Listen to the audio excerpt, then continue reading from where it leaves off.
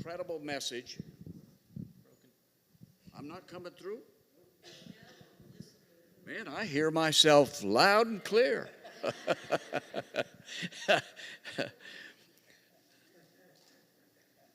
So we're going to deal with Proverbs chapter 31 for a few moments here.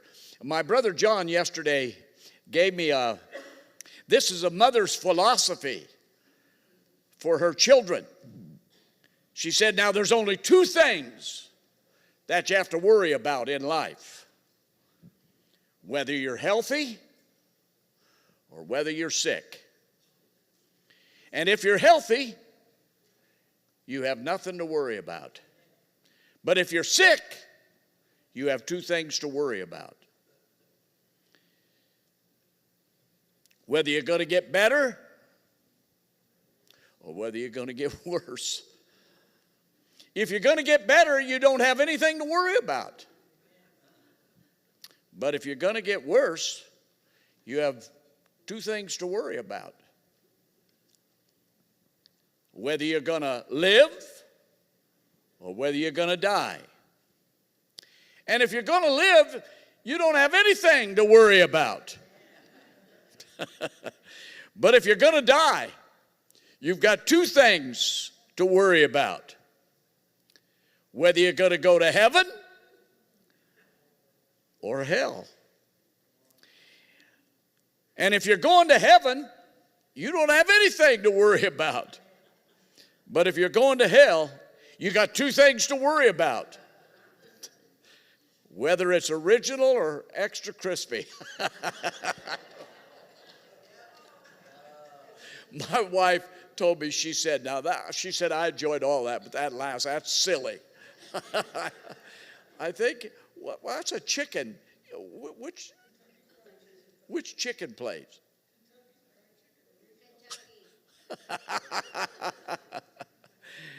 You know, we honor our mothers today. I thank the Lord that we had a godly mother. Jeannie had a godly mother. We thank God for that. And I also thank the Lord for a wonderful wife.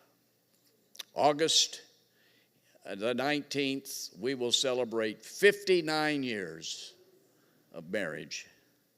I think she's going to stay with me. I've been blessed to have a number of wonderful women in my life. Besides my mother and my wife, my daughter, my precious mother-in-law. Jeannie and I just came from California where her oldest brother passed away, and a week ago we had his funeral. And I thank God for my sister-in-laws. I got a couple of them in this church, Jan and Joyce and Jenny over there. Precious nieces, cousins, many wonderful women of God. Proverbs chapter 31 has a lot to say about women. Don't get disappointed if you read the first 9 chapters, it talks about a wicked woman. You know, almost get disappointed and despairing in those first 9 chapters. Chapter 21, verse 9 and 25, verse 24, it talks about a nagging wife. However, chapter 31 closes with a glorious tribute to the godly, dedicated women who brought us into this world, bathed us and burped us and fed us and took care of us. And it concludes with how the family should honor her and give her praises. It was about 100 years ago that the Congress, an act of Congress through President Woodrow Wilson, he proclaimed that the second Sunday of May each year should be a Mother's Day. He established it as a time that we should have a public expression of our love and reverence for the mothers of our country. All of us, of course, are products of our mother. Everything that you ever needed to know, somewhere along the line, it was probably your mom who taught you most of it. This week, I read about a group of second graders who were asked what they thought about their moms. Boy, their answers were incredible. First, they were asked, "Why do you think God made mothers?" One of the kids answered, "Well, to help us get out of there when we were getting born." I couldn't help but laugh at that one.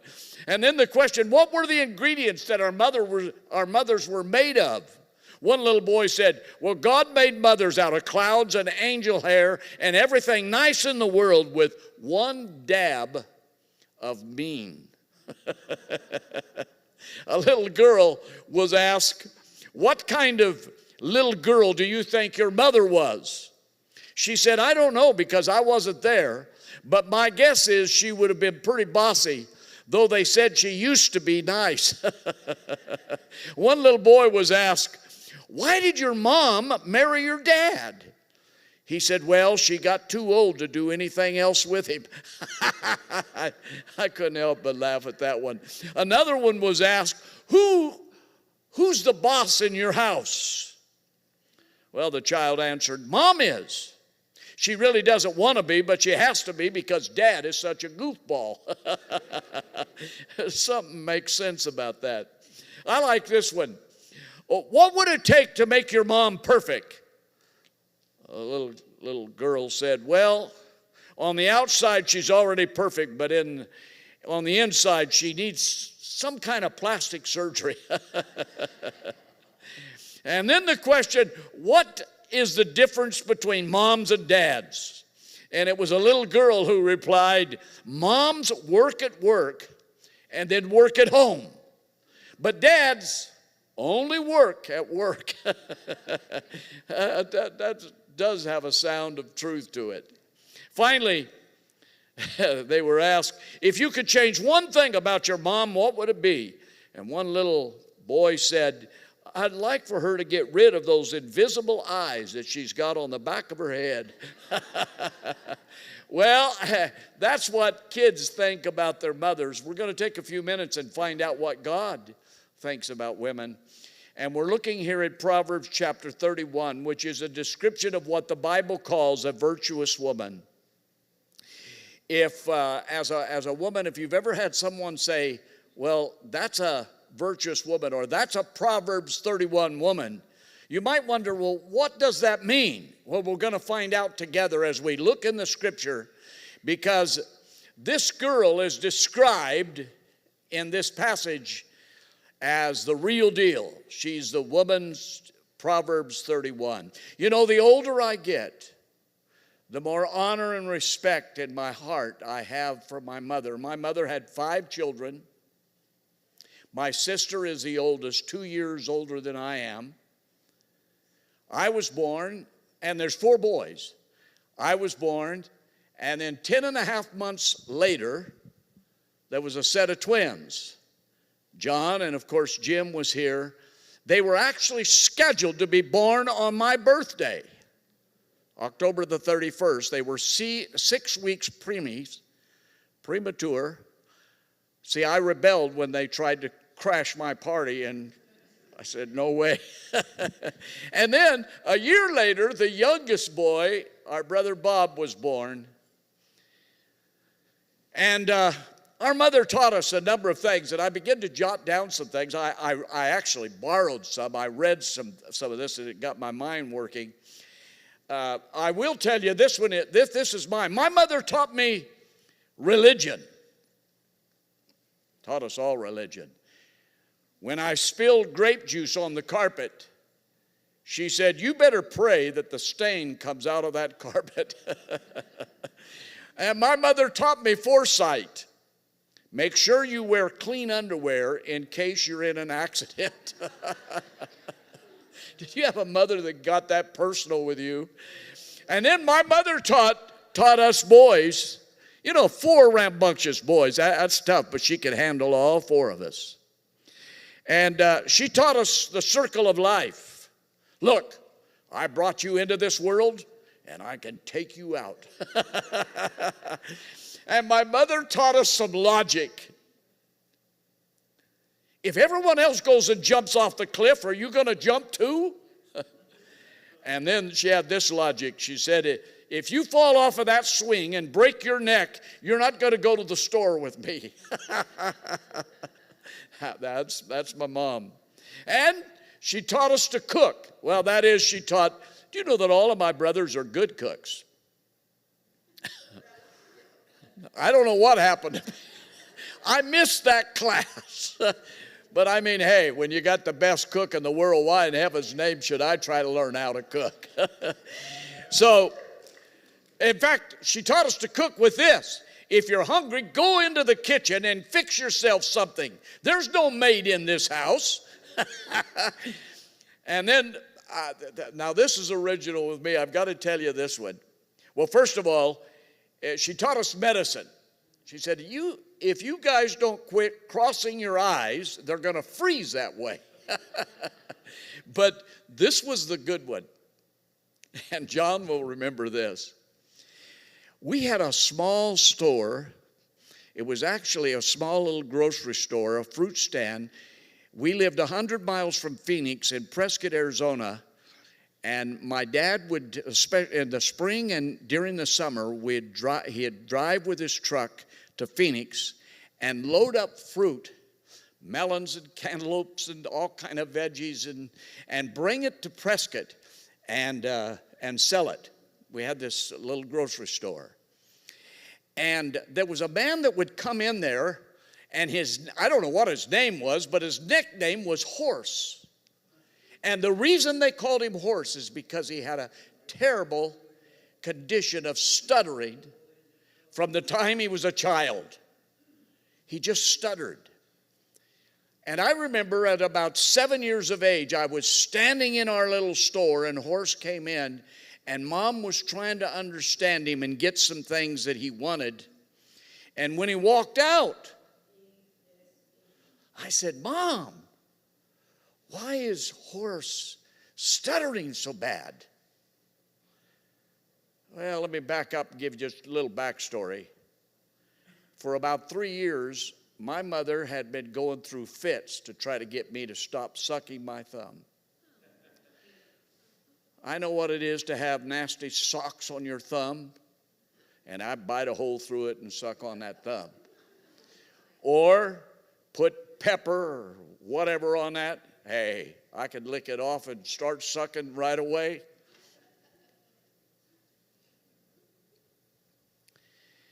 Mom, why does Horse talk like that? She said, well, when he was little, he wouldn't stop sucking his thumb.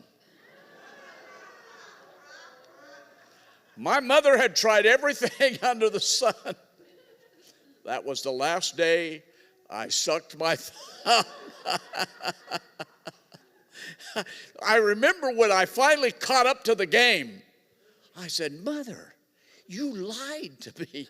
She started laughing big time. She said, I spanked you. I did everything that I thought possible to stop you from sucking your thumb. She said, all I had to do was tell you you're going to be like Horse. I tell you what, I stopped myself on that deal. So Mom taught us medicine. Let me just mention this to you. My mom taught us humor. Listen, when that lawnmower cuts off your toes, don't you come running to me. And this was original with me as well. Mom taught us a challenge. When she was kind of frustrated with one of us or speaking to us, she said, what were you thinking? Answer me when I talk to you. And you'd start to talk. She said, now don't talk back to me. Did anybody have a mama like that? You know, you don't know how to handle this deal. She taught us a real challenge. And then Mom taught us justice. One day you're going to have kids, and I hope they turn out just like you. And then you're going to see how it is, and I want to be there to see it. And Mom taught us how to be adults. She said, if you don't eat your vegetables, you're not going to grow up. Well, Mom was right. I never did grow up. They did, but somehow I missed the lesson. And Mom also taught us about genetics. You're just like your father. Anybody ever get that? And Mom also especially taught us about our roots. Do you think you were born in a barn? Shut the door.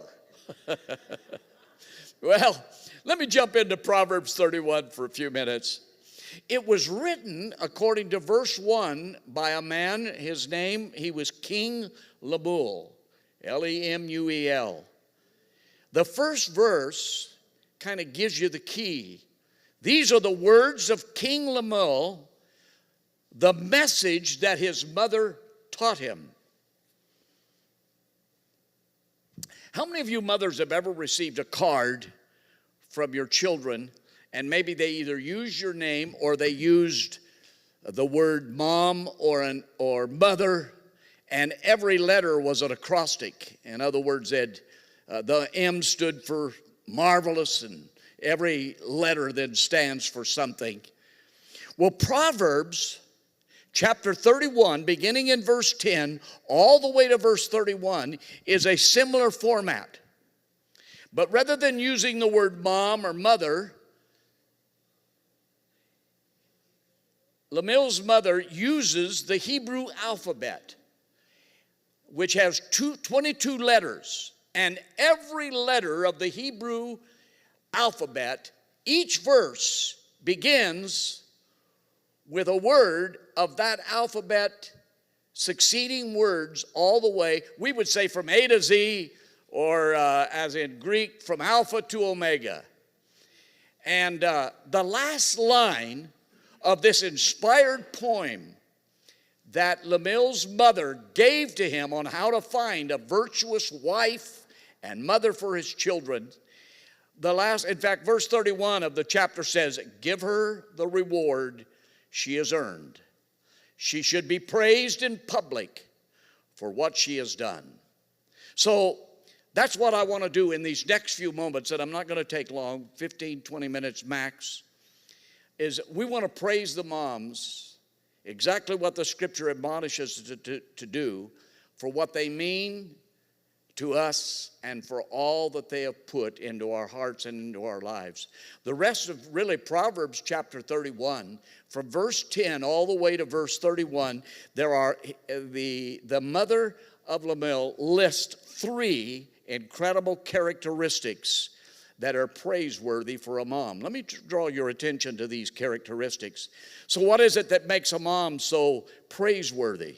First of all, he points out that to be praiseworthy as a mom is to find a valuable wife. So before he ever talks about the wonderful mother, he talks about you better find a valuable wife. In fact, we're going to read verse 10 through 12 here, these 3 verses. And she actually prophesies to Lemuel, and that he should find this virtuous wife. And she tells him what he needs to look for. The proverbial woman is profound, and she's a prophetic type of woman created for the purpose of her husband and for the family and nation. And notice that the author, and we're going to read the verse, he doesn't say who can buy an excellent wife, because this kind of woman is not for sale. But rather he says, who can find a virtuous wife?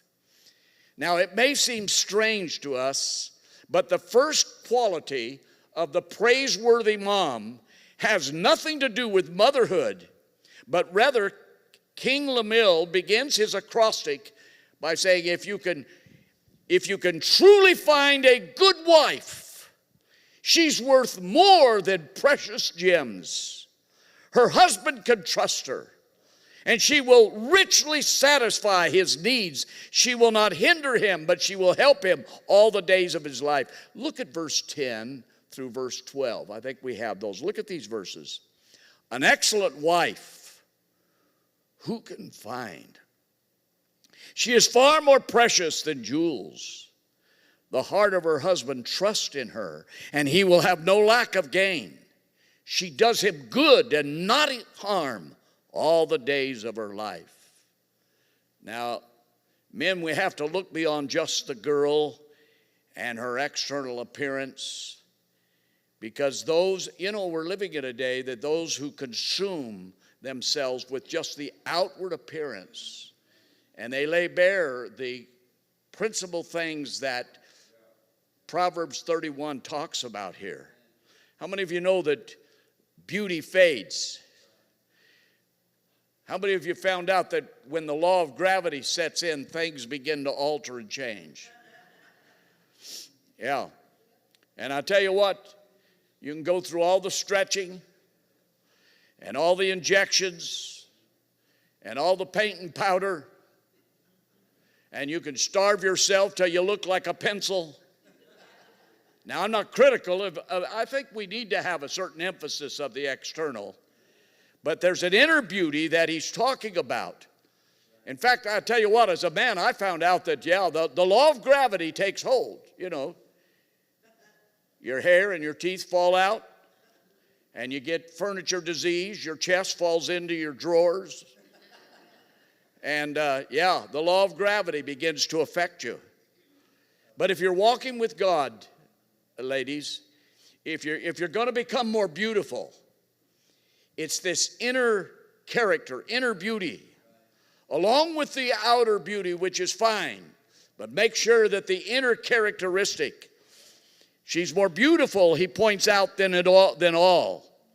I heard a story about a guy that was looking for a girl to marry, and he thought he was in love with this particular girl, and so he was going to take her home to meet Mama and meet his parents.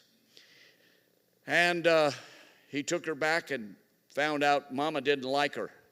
So in a couple of weeks, he found another girl. He brought her to meet Mama. She didn't like her either. So in time, he found a girl. He figured, I better change the way I'm looking here. He found a girl that looked just like his mom, same size, same hair color, same personality, dressed like Mom, talked like his mom. He brought her home, and then her father didn't like her. The boy, he's in trouble. And incidentally, I used to tell Jeannie, I read a joke years ago. I haven't told her this in a long time. There was a guy, he looked at his wife. He says, "Why is it that God made you so beautiful, but so stupid?" She looked at him and said, "Well, God made me beautiful where you'd love me, and God made me stupid where I'd love you." I think there's some truth to that. But it says here in this passage, and by the way, listen, guys, there's two major decisions you have to make in life. One is the Lord that you serve, and the second is the lady that you marry. And I tell you what, the Lord you serve and the lady you marry, the first decision will determine heaven or hell in the afterlife. And the second decision will determine if you're going to have heaven and hell in this life. And whether you're married and have children, or you're a single woman, and if we have single women here that have to pay all the bills, take care of all the responsibilities of the family, we pray God's encouragement and blessing upon your life. And the first characteristics that Proverbs chapter 31, before he ever talks about how valuable the mother is, he talks about how valuable the wife. He says she's worth more than rubies and diamonds. Notice how the Bible describes her relationship with her husband. Their relationship is built on trust. They're meeting each other's needs, physically and emotionally. And they help each other. They're working together as a team. They're not fighting and competing and pulling apart. Speaking of trust, How many of you remember the day that you got married and the vows that you took? You vowed to honor and to love and forsake all others. And I tell you what, if there's a violation and a breach there, it causes great damage. Now, it's not irreparable, and it can be healed, and there can be forgiveness. But I'm telling you, it can be very harmful and destructive. We don't want it to happen. We want a trustworthy companion. And that's for both men and women. Can I get an amen? Trust is so vitally important that we have with one another. And not only trust, but he talks about communication. You know, there was a survey that was done recently, I picked this up this week, among divorced people. And they were asked why they thought that their marriage failed. Would you believe this? The number one reason was that there was a deficit in the communication between the husband and wife. 86% said there was a breakdown of our ability to be able to communicate. Wow. We need to be honest with our spouse, and we need to be upfront. I love verse 12. It says she loves her husband. She brings him good, not harm, all the days of her life. And she becomes the cheerleader. You know, I thank God for my wife. I tell you, she's my best critic and best cheerleader. She doesn't tear me down in front of people. I guess she could, but she doesn't. You know, I hear a woman or even a man that in public with friends, this guy I'm married to, he's a loser. Oh, don't talk like that. Don't embarrass him in front of people. He may be a jerk. Tell him that when you get home in the privacy and quiet. If you want this marriage to succeed and you want your life to be happy, in public, bless one another. I don't even have to stretch it. I got the best woman around, and I know it. I tell you. We need to support one another. Did you know that the last verse in Ephesians chapter 5, in fact, I thought about ministering on Ephesians 5 on this Mother's Day. But the last verse says this. It speaks of the woman's responsibility to the husband and the husband's responsibility to his wife. And here's what it says. Husbands, love your wife. And he underscores that in those previous verses. And then he says, wife, respect. Or I think the King James uses the word honor. But give honor and respect to your husband. Now that doesn't mean that wives should not love their husband. And that husbands should not respect and honor their wife. It does. But the vital thing emotionally that the woman needs is to know is that she's loved. There's a security and a steadfastness in that. So I thank God for the message of love here. So Proverbs, as it begins to talk about the virtuous woman, in these first three verses, in verse 10 through verse 12, he talks about a valuable wife. How many of you men are thankful for your wives today?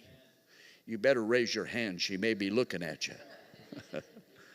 And then notice, not only that's the first characteristic, and the second is in verse 15 through verse 19. She's a vigorous worker.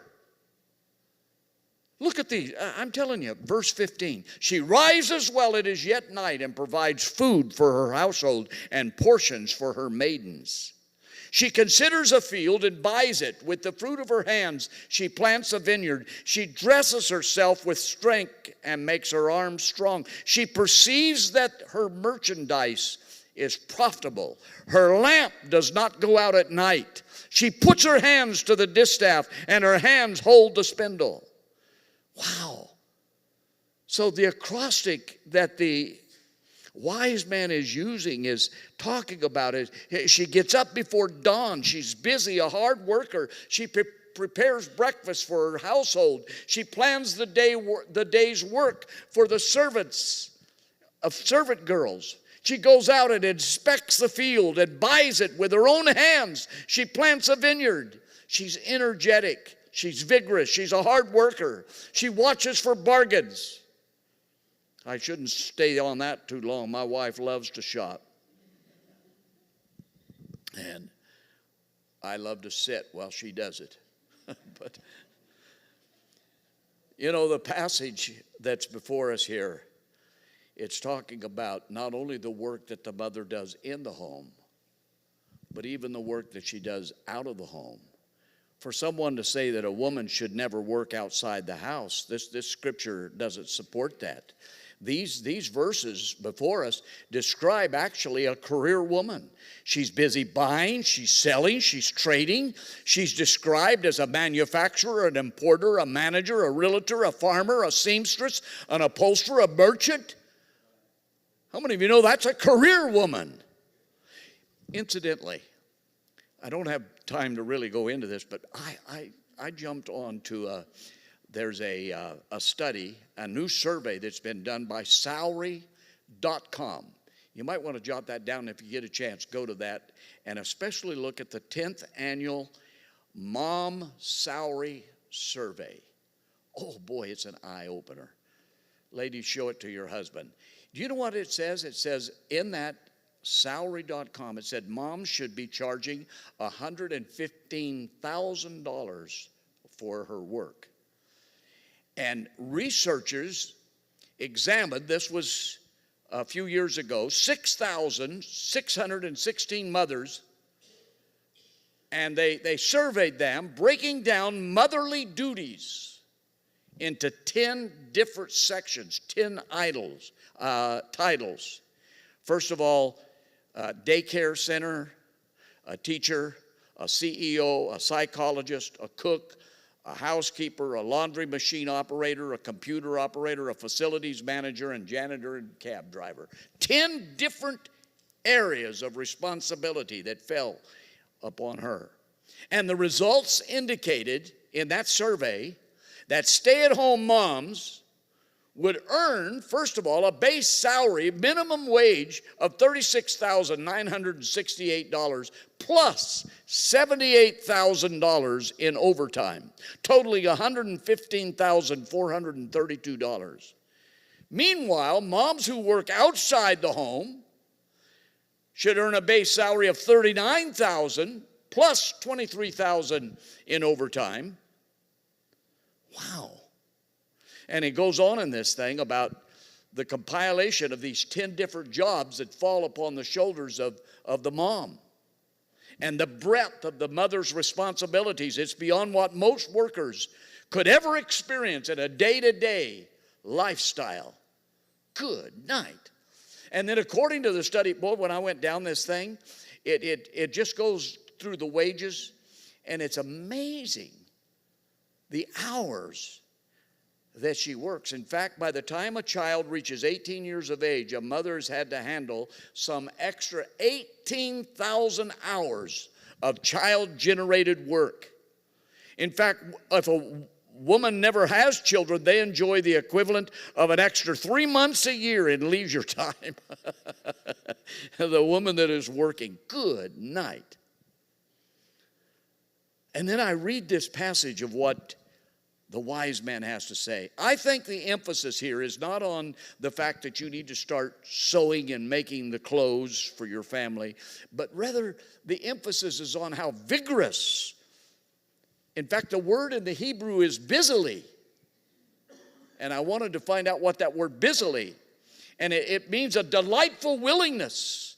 She doesn't do this grudgingly and with griping and grumbling. She enjoys the calling that God has placed upon her as the mother. She's also a shrewd investor. Look at verse 16. She goes and inspects and buys a field with her earnings. I mean, this lady is an entrepreneur. She's a businesswoman. Incidentally, in my reading, I found out that 90% of the American homes, the woman handles the purse strings. Now, maybe you're a man and you carry they don't call it a purse, it's a merce. It's a man's bag. I don't think I want that. You know, talking about that 90% of the women have the purse strings. I tell Jeannie, we have a joint bank account. I make the deposits. She makes the withdrawals. And she told me the other day that I need to do a little better job on my end of it. I tell you what, I got a smart aleck I got a smart wife. You know, whether you're a stay-at-home mom or a mom that works outside the home, the work that you do is priceless. A praiseworthy mom. She's a valuable wife. She's a vigorous worker. And then finally, right here in closing, she's a virtuous woman. In fact, the King James Version asks, who can find a virtuous woman? The commentator Matthew Henry says that the description of this virtuous woman consists of 22 verses, and each begins with this Hebrew letter, and it identifies how virtuous. Wow. She looks forward to the future with joy. She speaks wise word and teaches others to be kind. She watches over her family. Look at verse 25 through 27. Let me quickly just draw your attention to these. Strength and dignity are her clothing. She laughs at the time to come. She opens her mouth with wisdom, and the teaching of kindness is in her tongue. She looks well to the ways of her household and does not eat the bread of idleness. See, unlike a valuable wife and a vigorous worker, being a virtuous woman is less about what you do and more about who you are. Those impressive virtues that flow from the inside to the outside. She's strong and dignified. She doesn't get bent out of shape easily and worrying about tomorrow, what it's going to bring. She enjoys life. She smiles, she laughs, she speaks with wisdom and kindness. She cares about her family. She's careful about how she spends her time. Oh, I'll tell you what, listen to me today, friends. Today we honor the mothers who have made the moral and spiritual instruction of their children the top priority of their life, and the responsibility that's been upon your shoulders, the life that you've lived, and the characteristics that you show on a daily basis. We honor you, and your children are blessed, and your husband and family call you praiseworthy. Wow. In fact, isn't it interesting? He says, and this is verse 30, charm is deceptive and beauty does not last, but a woman who fears the Lord will be greatly praised. And I know that we're living in a society and a culture that places so much emphasis upon a woman's looks, her weight, her appearance. Proverbs 31 reminds us that moms, that those things won't last. But a praiseworthy mother, that it comes from her relationship with the Lord. And to sum it all up, the praiseworthy mom is Christ-like. When you have that real, authentic walk with God, His character, His love, His peace, His patience, kindness and goodness and wisdom and compassion, when that fills your heart and it overflows from your life, your children rise up and they call you blessed of the Lord. Look at verse 28 and 31 as we close. Her children rise up and call her blessed. Her husband also, and he praises her. Many women have done excellently, but you surpass them all.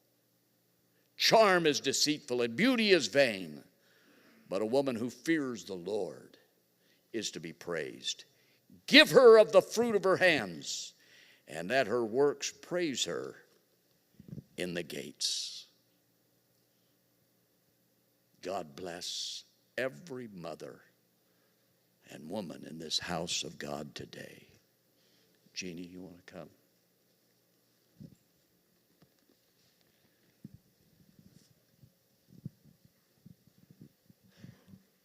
If I could have all the mothers come up front. We're going to give you a gift that's been prepared by our ladies sewing group. And if those that are going to distribute the gifts, if they can come up on each side here.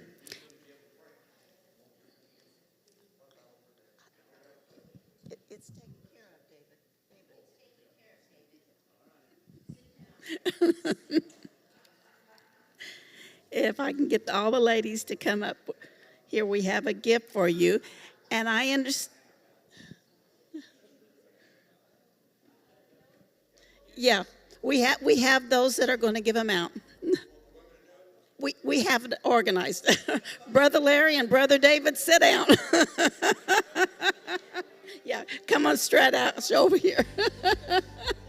All the ladies, come up front, please. See, we have these two men over here trying to tell us what to do. Anyway, and Sister Sulema told me that this year she wanted to do a little something different. So if all the mothers are here, we want to know who is the oldest mother here. So I need